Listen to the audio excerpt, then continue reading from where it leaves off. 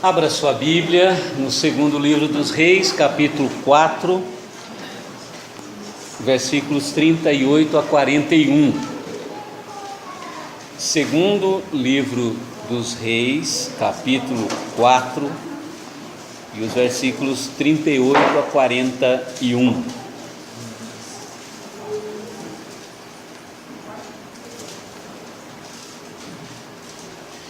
Segundo livro dos Reis, e o capítulo 4, leitura a partir do versículo 38 até o 41.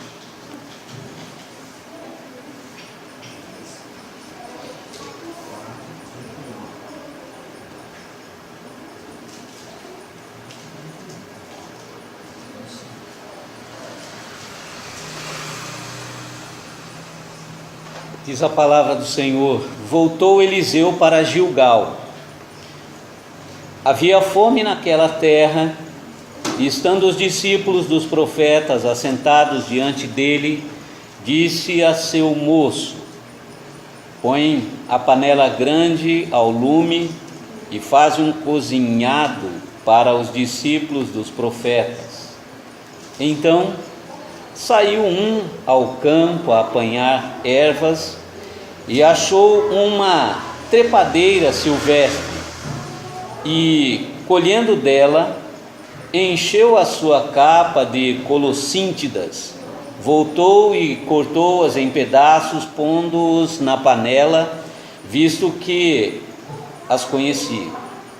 Não as conhecia. Depois deram de comer aos homens. Enquanto comiam o cozinhado, exclamaram: morte na panela, ó homem de Deus! Então não puderam comer. Porém ele disse: trazei farinha. E a deitou na panela e disse: tira de comer para o povo. E já não havia mal nenhum na panela. Eu não me recordo, mas durante a semana, aquela deliciosa saladinha de pepino, quem comeu?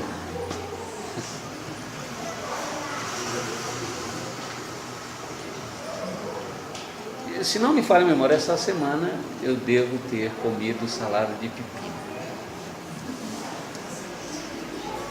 Eu não sei se você sabia, mas durante muito tempo o pepino foi considerado venenoso. Há ainda algumas espécies que não se pode mesmo comer. No entanto, um dos questionamentos que durante muito tempo eu percebi a minha mãe fazer, e depois eu vi a minha esposa fazer, sabe aquele momento onde você corta as extremidades? E para mim aquilo era um simples ritual, mas eu fui pesquisar e na verdade aquilo procede, porque é a partir desse ritual de cortar as extremidades do pepino, passar, esfregar ali, sai aquele líquido branco. Então aquele líquido, eu inclusive anotei aqui, o pepino libera uma substância chamada cucumbitamina. Uma substância amarga do pepino. Logo numa primeira leitura desse texto, ou do segundo livro dos Reis, nós percebemos que ele é uma sequência do primeiro livro dos Reis, segundo livro dos Reis, e tem esse nome porque trata exatamente de grandes homens do passado, que numa frase nós conhecemos esses homens do passado, onde a palavra de Deus revela: o homem rei e fez fulano de tal que agradava ao Senhor. Um bom rei. e fez fulano de tal que desagradava ao Senhor, um mau rei. E 1ª e 2ª Reis revela alguns reis. No entanto, nós vamos perceber que dentre todas as histórias desses reis está exatamente o propósito do grande e soberano rei, o Senhor, o Deus Todo-Poderoso, e vem através da história desses homens reis. O soberano e grandioso Deus se revela como o Todo-Poderoso, o soberano Rei dos Reis. O texto que nós lemos é a continuação da história de um profeta chamado Eliseu. Depois de todo um momento que ele vai vivenciar, sentindo algumas consequências na sua própria pele, o texto diz que Eliseu é conduzido pelo Senhor, o Deus Todo-Poderoso, a uma cidade chamada Gilgal. E o nome dessa cidade quer dizer exatamente círculo de pedra, Gilgal. E esse círculo de pedra, ou essa cidade chamada Gilgal, a qual Deus conduz o profeta, é uma cidade que desperta uma atenção especial. Por quê? É exatamente nessa cidade que acontecem alguns fatos marcantes na história do povo de Deus, de Israel. Alguns fatos que acontecem em Gilgal. Josué, nessa cidade, ele vai lembrar ou relembrar o povo e trazer à memória do povo o livramento da escravidão no Egito. É exatamente nessa cidade que Josué reúne o povo e diz: povo de Israel, o Senhor nos libertou. Mas é nessa cidade também que é celebrada a primeira Páscoa em Canaã. E é nessa cidade que o maná cessou. Então, alguns fatos que despertam a nossa atenção na cidade chamada Gilgal. Isso significa que, quando lemos sobre Gilgal, tanto para mim e para você, a partir desses fatos que aconteceram, e precisamente para o povo de Israel, Gilgal tinha o sinônimo de libertação, de vitória. Era uma cidade então marcante para o povo. No entanto, Gilgal agora vive uma das suas piores crises. Podemos dizer que Gilgal é aquela frase invertida: tudo que planta, nada dá. Essa é a realidade de Gilgal nesse momento do 2º livro dos Reis que nós acabamos de ler. E Deus, em sua divina providência, vai enviar exatamente o profeta Eliseu a Gilgal, um local agora que se transformou em fome, um local que sugere agora preocupação, um local agora que sugere desânimo, preocupação. E nós podemos dizer assim que esse texto, numa única frase, nós poderíamos resumir da seguinte forma: vidas em risco. Gilgal agora, vidas em risco. E pode ser que a sua vida esteja em risco. Pastor, mas essa semana eu comi pepino. Fique tranquilo. Sua vida não corre risco pelo pepino que você comeu, aquela saladinha gostosa com bastante limão, não muito sal, né? Cuidado com o sal. Não. Mas Gilgal sugere então vidas em risco. E pode ser que vidas estão em riscos aqui nesta noite. quais são as lições que nós podemos aprender a partir da leitura desse texto?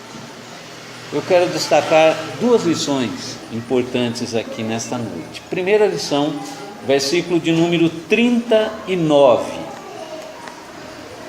Então saiu um ao campo a apanhar ervas e achou uma trepadeira silvestre e, colhendo dela, encheu a sua capa de colossíntidas, voltou e cortou-as em pedaços, pondo-os na panela, visto que não as conheciam. A primeira lição é uma vida amarga. Uma vida amarga. O texto diz que havia fome então naquela região. Nada que se plantava. A terra, com muita certeza, consequência de alguns aspectos do povo de Deus. E você vai perceber que Eliseu é enviado por Deus a Gilgal, e Deus tem um propósito em enviar o profeta a Gilgal. E o primeiro propósito de Deus em enviar o profeta a Gilgal é exatamente mostrar que existia sim vidas amargas. Existia sim algo que estava atrapalhando o interior. Você percebe que o profeta Eliseu, ele dá uma ordem. Qual é a ordem? Quando ele chega em Gilgal, percebendo que havia fome em Gilgal, ele imediatamente convoca um dos seus e diz: olha, nós precisamos fazer algo para o pessoal se alimentar. Enquanto um coloca a panela no fogo, um outro sai para achar alguma coisa. Então você percebe que alguém põe fogo, coloca a panela, enquanto o outro sai, porque na verdade aqui a esse texto se aplica o ditado: panela vazia não enche barriga. Então Eliseu, o ser humano, o profeta, ele sabia disso. O pessoal precisava comer. Santo, enquanto aqui precisa se alimentar. E jejum é bom, faça o seu jejum, mas você não pode ficar um mês sem se alimentar. Então nós precisamos de alimento. E um sai exatamente para colher.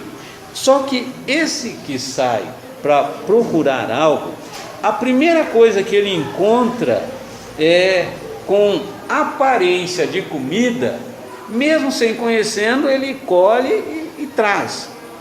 E a gente não pode esquecer que a terra não estava produzindo nada.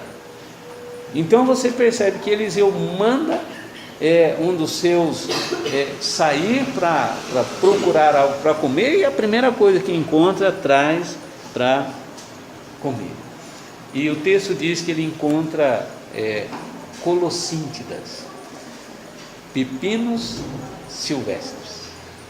E na verdade o que esse cara encontrou foi exatamente, a maçã de Sodoma. É algo venenoso, tem um veneno fatal. Percebe só para onde vai o texto. Então nós podemos dizer que ali naquele momento eles fizeram uma pepinada, né? Panela cheia de pepino, gente, olha, a pepinada. E é lógico que em toda regra existe uma exceção. Talvez hoje, né, Ramatiz, deparamos com uma exceção, tem outras, mas o Edson, aquela macarronada hoje, né? Chique, né? Não é? Tá vendo? E o cara foi até elogiado pela esposa. Falei para ele: olha, eu nunca ouvi um elogio desse, eu nunca recebi um elogio dele. Olha, ficou uma delícia a macarronada que você fez. Então é um elogio que eu nunca recebi, talvez eu nunca vou receber. E certamente, gente, Tal era a fome daquele pessoal que, olha, fizeram ali e tal, gente, e o pessoal e se deliciaram, né? Pepino, comendo pepino, a panela ali cheia, mas a impressão que o texto dá é que quando aquele alimento, aquele pepino caiu no estômago, o amargo veio à boca. Imediatamente o texto diz que exclamaram: morte na panela. E eu quero dizer a você que às vezes a vida torna-se um fel mesmo. A vida às vezes se torna amarga. A vida se torna, sabe, aquilo que está dentro cresce, começa a te incomodar, né? E a gente sabe que no mundo existem muitas pessoas com fome, sede, e não simplesmente comida, mas de algo para preencher o vazio. Mas pelo fato da fome ser tanta, porque vivemos num mundo com fome de Deus, mas existem tantos deuses por aí. Sabemos que existe um único Deus, mas nós sabemos que existem muitos deuses por aí, com letra minúscula, que o pessoal tem comido muita coisa, na ânsia de satisfazer a fome interior, tendo em busca aí de tanta coisa, e a gente vai perceber, são tantas pessoas se alimentando de muitas coisas ruins.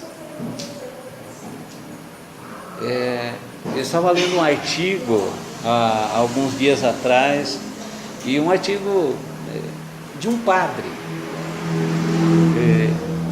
e esse padre, no seu artigo, dizendo desse momento da globalização, e no seu artigo, em determinado momento, ele diz: olha, todas as vezes que eu me assento em frente ao meu computador, eu peço a Deus, me livra de coisas ruins. Existem tanta gente se alimentando nos feixes da vida, de tantas coisas ruins, e você então vai perceber que pessoas que têm um vazio e têm preenchido esse vazio com tantas coisas que imaginam ser boas, mas são coisas prejudiciais.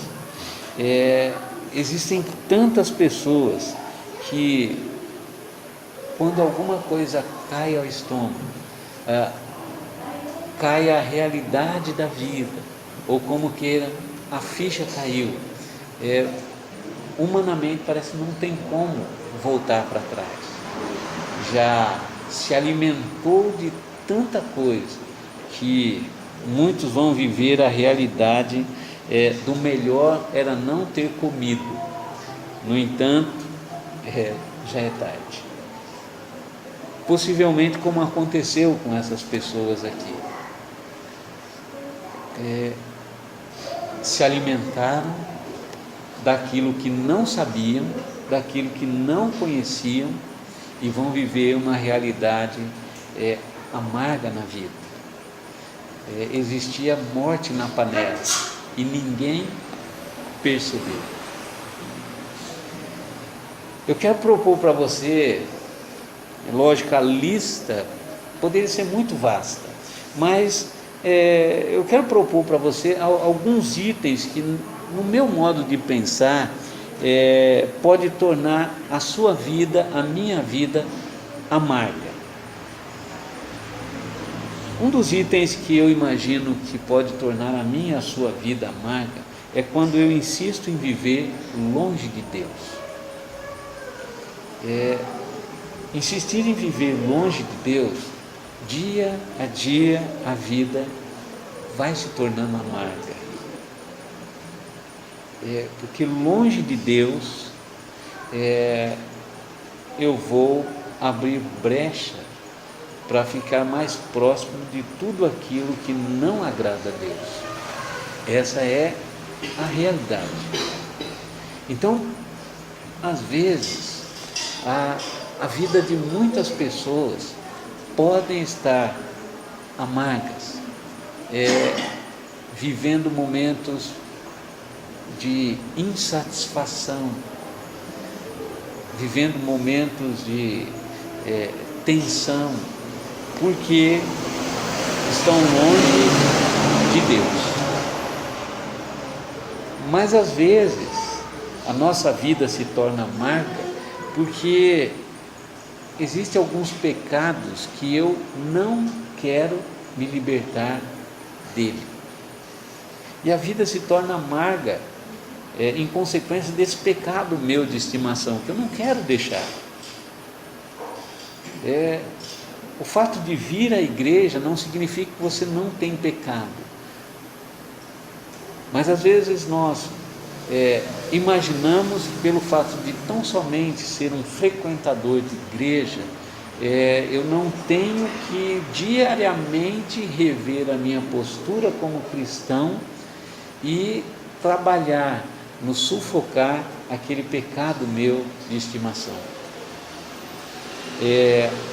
Aquele momento onde Deus vem e fala: olha, eu não quero que você seja nem morno, nem frio.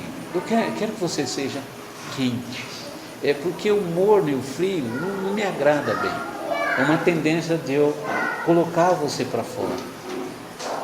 Então você percebe que às vezes alguns pecados de estimação não somente atrapalha a minha vida, vai deixando ela amarga, como também gera uma consequência no Deus que quer demonstrar amor por mim, tem demonstrado amor por mim, e às vezes eu não percebo, exatamente porque o pecado de estimação se tornou uma barreira.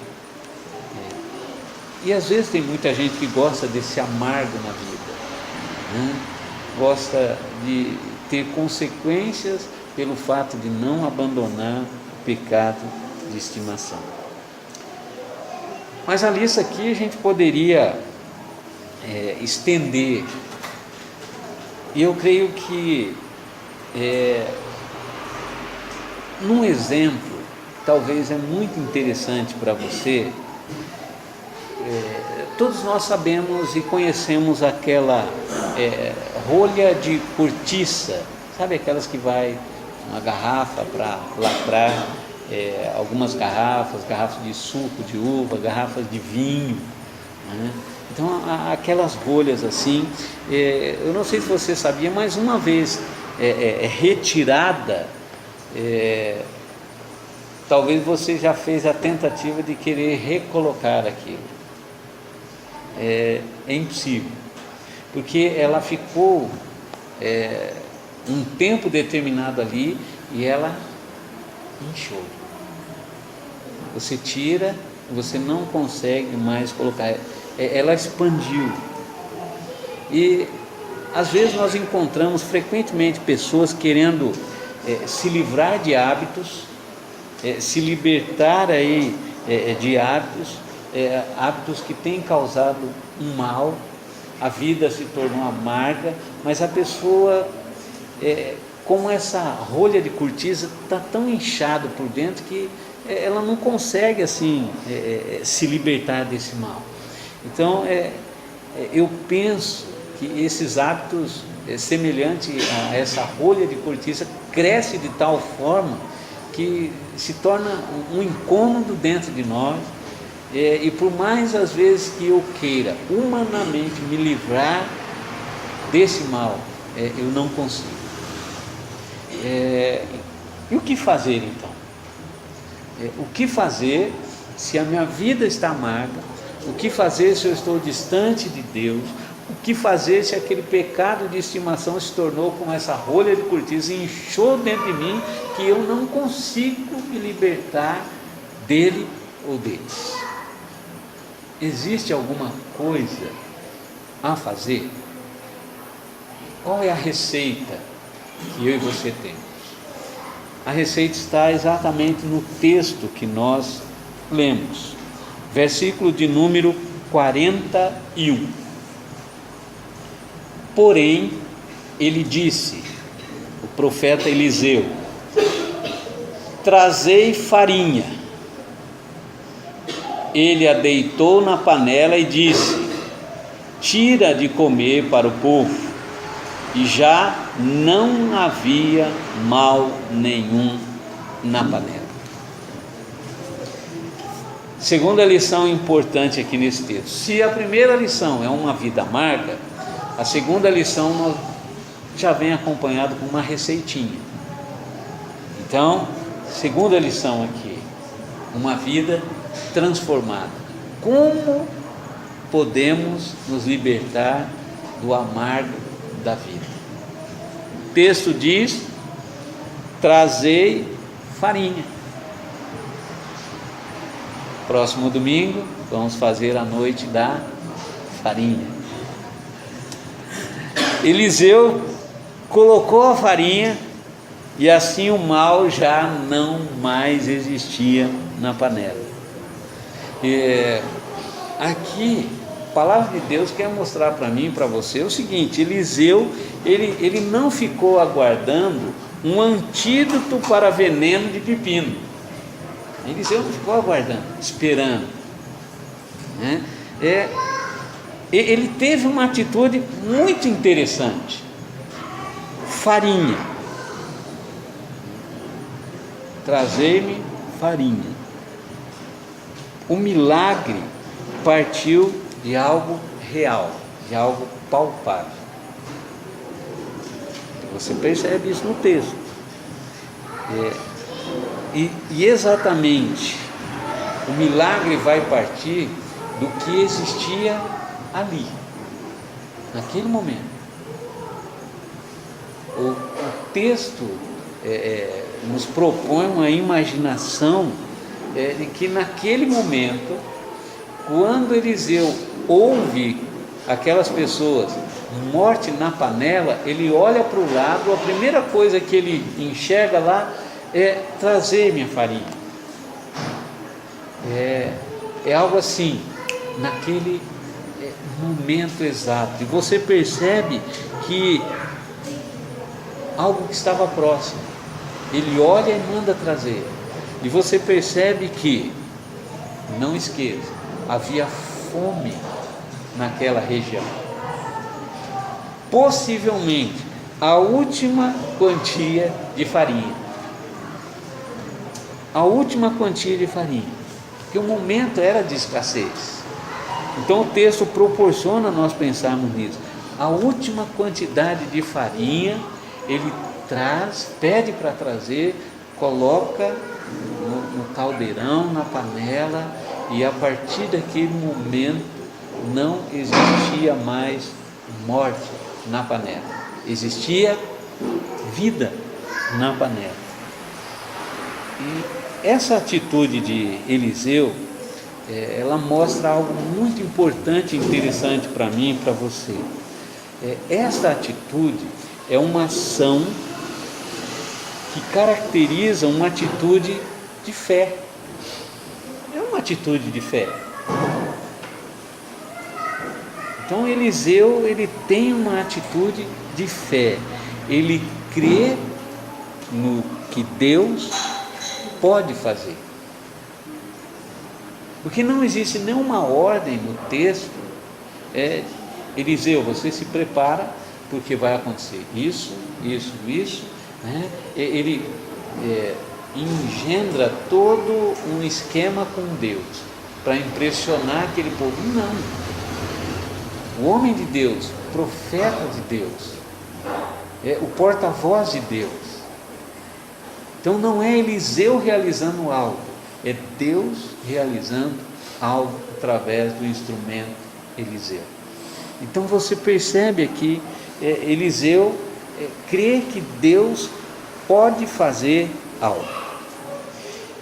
E segundo o livro dos Reis, ele apresenta algumas características semelhantes. Se você perceber no capítulo 2, versículo 21, o sal é usado para transformar água salgada em água saudável.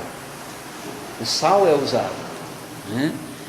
No capítulo 4, versículo 3, algumas botijas são usadas para aumentar o azeite. No capítulo 4, versículo 41, farinha para eliminar veneno, que é o texto nosso. E 4:42, pães para satisfazer fome. Então você percebe que Segunda Reis tem vários momentos em que Deus vai se utilizar de algo palpável, para realizar um milagre. Então, em Eliseu, nós vemos uma demonstração vívida, muito clara, da capacidade de Deus em salvar vidas. Porque, lembra lá no início? Vidas estavam em risco. Então, em Eliseu nós percebemos isso. É uma demonstração aqui da capacidade do Deus soberano, que foi, e será o mesmo, de salvar e transformar vidas. E nós temos que exercitar a fé nesse Deus.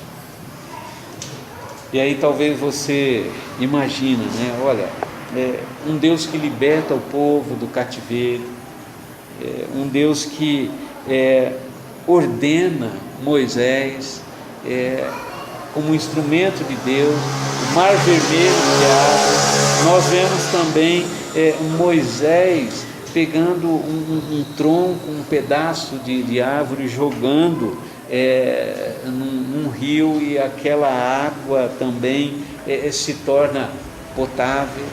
Então, esse mesmo Deus, ele agia assim. Esse mesmo Deus, ele continua agindo assim.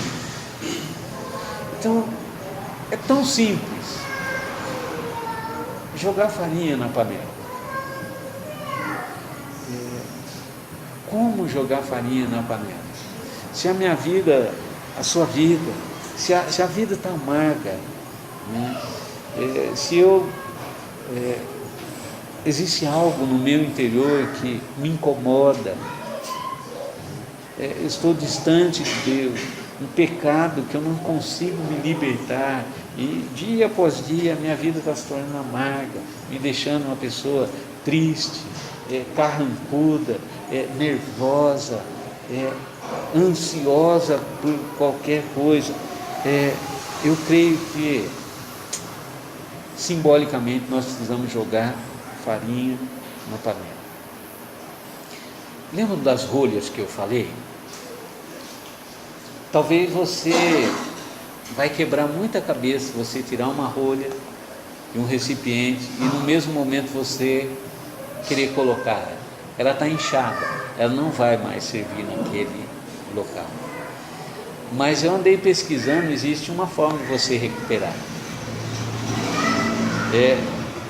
Como recupera-se uma rolha de cortiça para você voltar e colocar ela no mesmo lugar? Há um processo. Então, eu anotei aqui esse processo especial para você reutilizar ela. Como que é feito? Você ferve a água, coloca a rolha lá durante um tempo, tá? Deixa lá uns 10 minutos, depois você desliga, deixa esfriar a água, aí você pega aquela rolha, coloca na garrafa onde você tirou, e ela tem que ficar ali o máximo 2 dias para ela voltar ao normal. Aí a garrafa vai estar fechada, lacrada, como você, a princípio, você retirou aquela rolha. você percebe que existe um processo que deve ser seguido. Então não é simplesmente jogar a farinha na panela. Deus requer duas atitudes, minha, sua, da vida daqueles que a vida se tornou amarga. Está complicado. Ele requer obediência e fé. Duas atitudes que Deus requer. Disposição. A fé é a disposição em colocar, em depositar nas mãos de Deus o que eu tenho aqui e agora. Eliseu tinha naquele momento farinha. Era o que ele tinha naquele momento à disposição. Ele não podia esperar tempo algum. Vidas estavam em risco. Ele olha e tem farinha. Deus vai agir através da farinha. Nós não temos farinha, mas o que eu e você temos aqui e agora, que podemos colocar à disposição de Deus para que Ele realize um milagre. De uma vida amarga para uma vida doce, saudável. O que é? O que o texto quer nos mostrar é exatamente isso. O que eu tenho aqui agora para oferecer a Deus não é dinheiro, não é bens, é a minha própria vida. É o que eu tenho aqui agora.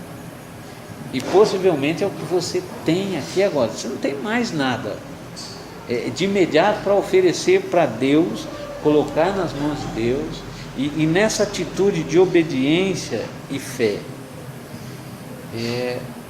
crendo que é possível, através dessas duas atitudes, o gosto, o preencher do interior, a vida,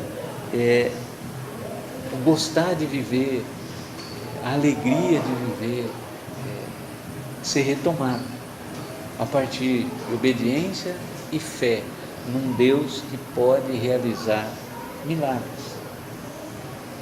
O mesmo Deus que realiza esse milagre de algo venenoso para algo saudável, é o mesmo Deus hoje e presente aqui e agora. Deus estava presente lá, o profeta era o porta-voz de Deus. Eu gostaria que você pensasse nisso. Deus pode fazer um milagre se eu e você colocarmos o que nós temos aqui agora à disposição de Deus. Vidas amargas podem ser transformadas em vidas saudáveis. Eu creio nisso a partir da palavra de Deus. Eu espero que você creia nisso também. E se você vive exatamente esse momento, a vida sem sentido, vida, olha, eu não sei mais o que fazer, as coisas estão complicadas, para mim, olha, dentro de mim só tem o que não presta,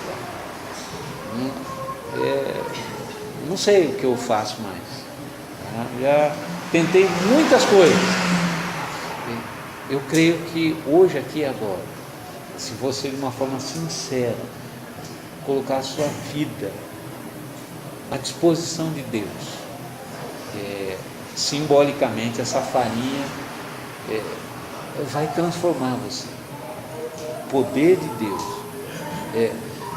transforma vidas, de vidas amargas para vidas saudáveis, de vidas sem Deus para vidas com Deus. Eu quero encerrar. Eu vi uma poesia de Wagner Bittencourt, e essa poesia, dentro do propósito de Deus, eu já tinha separado ela, mas é uma poesia que mostra muito O que eu vi hoje é de uma pessoa chamada Jaqueline. Ela levantou a cabeça. Nós temos uma artista aqui, né? Desenha muito bem. E isso daqui fala bem a respeito, um pouco da Jaqueline. A vida sem Deus é uma vida sem cor. Mas na medida em que deixamos Deus nos colorir com o seu amor, vamos ganhando vida. Vida que reflete a vontade do artista, que nos criou e que não desiste em pegar os nossos rabiscos e fazer-nos de novo. E eu pensei na Jaqueline porque, com certeza, os desenhos que a Jaqueline faz, parabéns, viu? Várias vezes ela já apagou, porque eu precisava corrigir aqui, né? Não joga fora, não amassa, porque dá trabalho em fazer, não dá, Jaqueline? É assim que Deus faz. A sua vida está amarga, às vezes é um risco, erramos, né? É um traço que ficou meio, independentemente do nosso erro que nos levou a ter vida amarga. O que Deus quer é exatamente corrigir isso, dar um colorido novo na sua vida, dar uma cor diferente na sua vida, deixar você bonito como os desenhos da Jaqueline. E eu gostaria que você saísse daqui hoje pensando exatamente nisso. Você quer ficar bonito como o desenho da Jaqueline? Quer voltar a ter cor, ter alegria na sua vida? Pensa no Deus artista, que há muito tempo começou a pintar você, mas a vida veio e marcou, errou, levou você a desviar o rumo. Não é o que Deus queria, mas foi o que você optou. E exatamente hoje, aqui agora, Ele quer refazer isso, dar um colorido novo, uma pintura nova, uma cor nova na sua vida. Alegria, paz com Deus. Curve a sua cabeça. Eu quero orar com você e por você.